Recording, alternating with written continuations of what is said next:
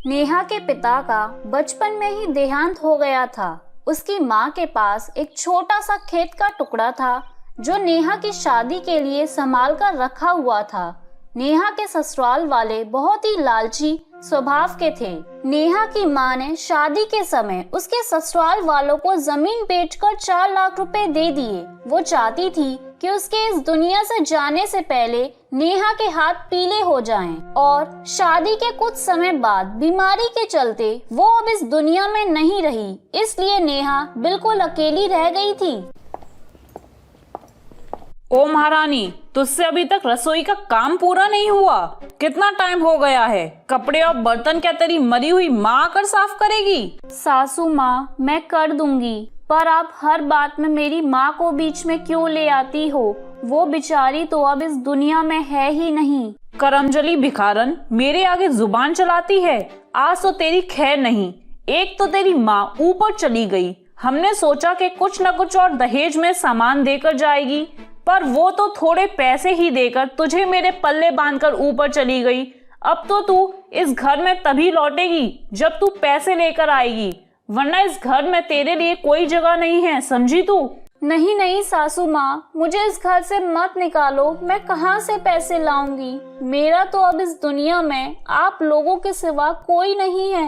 भाभी, जो तुम हर समय जय शिव शंकर करती रहती हो, उन्हीं से मांग कर लाओ ना पैसे। हाँ बेटा, तू बिल्कुल सही कह रही है। ये जब देखो भगवान शिव का नाम लेकर पूजा पाठ करती रहती है। अब तो तुझे पैसे वही देंगे। जा तू अपने भगवान शिव से पैसे मांग कर ला। हे भोलेनाथ, मेरी मदद करो। सासू माँ, काजल, मुझे घर से मत निकालो, मैं कहाँ जाऊंगी?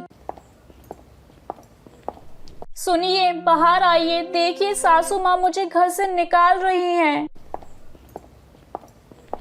तो अच्छी बात है ना, निकाल रही हैं तो। वैसे भी तेरा इस घर में कोई काम नहीं है, तू हमारे किसी काम की नहीं है। अब जब तक तू इस घर में पैसे लेकर नहीं आएगी तब तक तेरे लिए इस घर में कोई जगह नहीं है, समझी तू? चल निकल बाहर। नेहा रोने लगती है, पर उसके ससुराल वाले उसकी एक नहीं सुनते। वो उसे बार बार पैसे लाने के लिए प्रताड़ित कर रहे थे कि तभी एक बहुत सुंदर नौजवान लड़का दरवाजे पर आता है। उसके हाथ में सामान के थैले थे।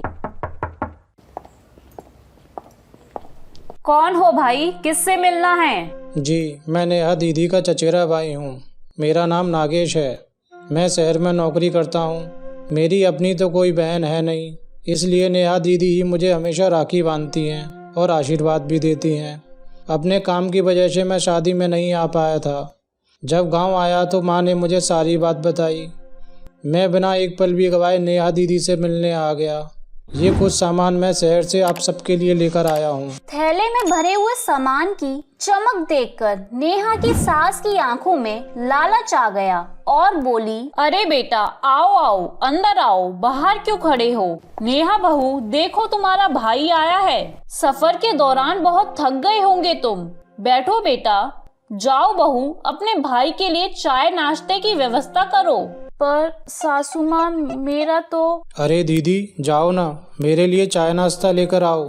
एक काम करो दीदी, मेरे लिए एक गिलास में मीठा दूध ले आओ। अरे नेहा, क्या देख रही हो? जाओ अपने भाई के लिए चाय नाश्ता लेकर आओ। नागेश भाई, आप बैठो। चलो भाभी, मैं आपकी मदद करती हूँ।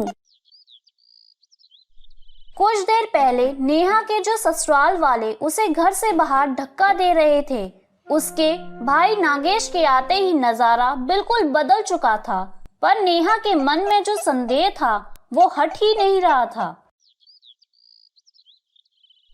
नेहा अपने कमरे में जाती है, तभी नागेश भी उसके पीछे पीछे जाता है। नागेश को देखकर नेहा घबरा जाती है। दीदी, कौन हो तुम? मुझे सच सच बताओ। देखो भैया, तुमने अगर मुझे अपनी बहन कहा है तो मुझ दुखियारी पर कृपा करो।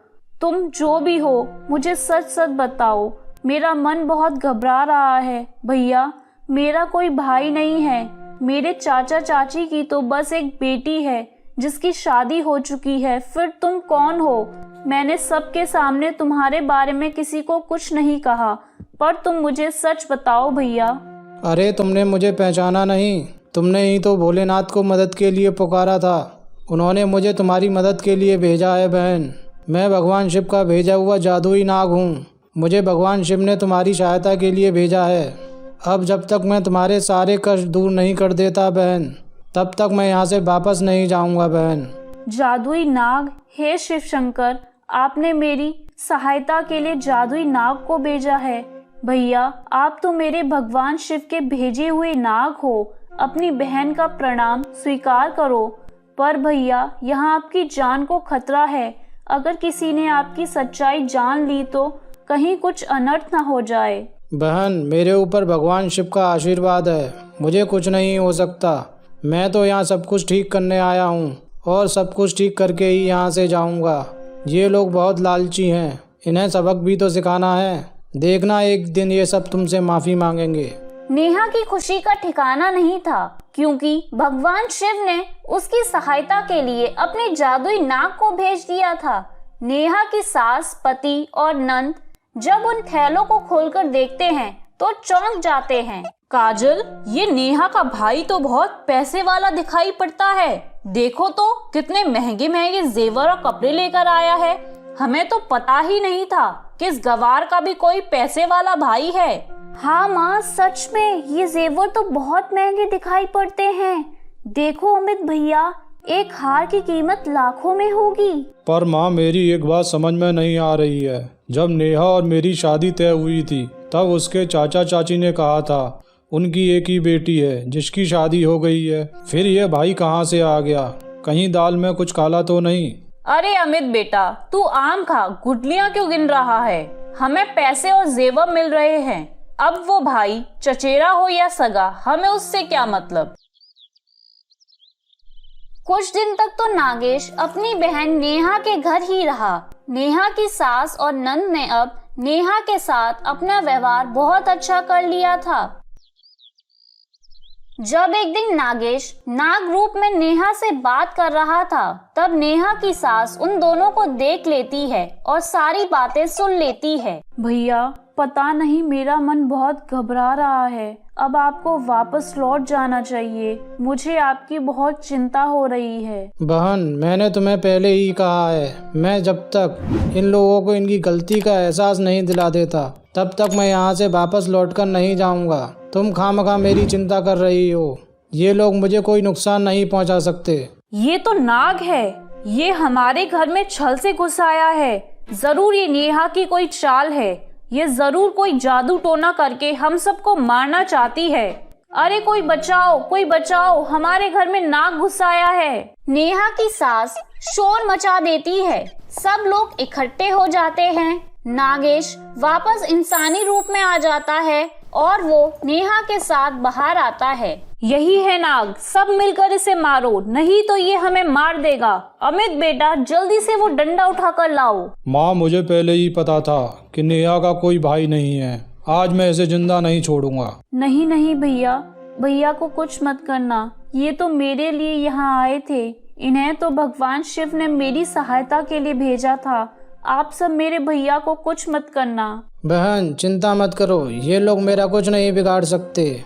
आज मैं तुम सबको दंड देकर ही रहूंगा। लालच में आकर तुम सब मेरी बहन पर अत्याचार करते हो। आज मैं तुम्हें इसका दंड अवश्य दूंगा। इतना कहकर नागेश एक विशाल नाग का रूप ले लेता है और नेहा की सास, नंद और पति को डसने के लिए आगे बढ़ता है। बचाओ बचाओ, कोई तो बचाओ हमें इस नाग से। और वो तीनों माफी मांग लेते हैं। हमें माफ कर दो, हमसे भूल हो गई। नेहा, हमें बचा लो, ये नाग हमें डस लेगा। भाभी बचा लो, भाभी बचा लो, ये हमारी जान लेकर मानेगा। दहेज के लालची मनुष्यों को दंड देना बहुत जरूरी है। भैया, भैया इन्हें छोड़ दो। इन्होंने आपसे क्षमा मांग ली है। आप तो यही चाहते थे ना कि इन सबको सबक मिल जाए। इन्हें सबक मिल गया। भैया, आप अपना क्रोध शांत कर लो। नेहा के कहने पर नागेश वापस मनुष्य रूप में आ जाता है और कहता है, अभी तो मैं जा रहा हूँ। अगर मेरी बहन को जरा सी भी तकलीफ हुई तो मेरे क्रोध से तुम बच नहीं पाओगे। नहीं, मैं वादा करती हूँ बेटा, मैं कभी भी नेहा के साथ कोई अत्याचार नहीं करूँगी। मैं नेहा के साथ हमेशा प्यार से रहूँगी। मैं भी तुमसे माफ़ी मांगता हूँ नाग देवता, मुझे माफ़ कर दो। मैं लालच में अंधा हो गया था, जो अपनी देवी जैसी पत्नी पर ही अत्याचार करने लगा था। नेहा को आशीर्वाद देकर नाग देवता वापस कैलाश चले जाते हैं। उस दिन के बाद से नेहा के ससुराल वालों ने उसे कभी तंग नहीं किया।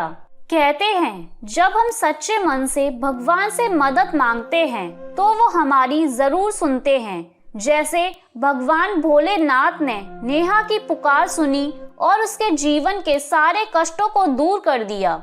तो मेरे प्यारे दोस्तों, कैसी लगी आपको मेरी ये कहानी? मुझे कमेंट करके जरूर बताएं और इसे अपने दोस्तों के साथ शेयर करें। और हाँ दोस्तों, अगर आपने अब तक मेरे चैनल को सब्सक्राइब नहीं किया है तो जल्दी से नीचे वाला काला बटन दबाकर सब्सक्राइब कर लें। तो मिलती हूँ मैं आप सभी से फिर एक नई कहानी के साथ। तब तक के लिए आप अपना ध्यान रखें। बाय बाय दोस्तों।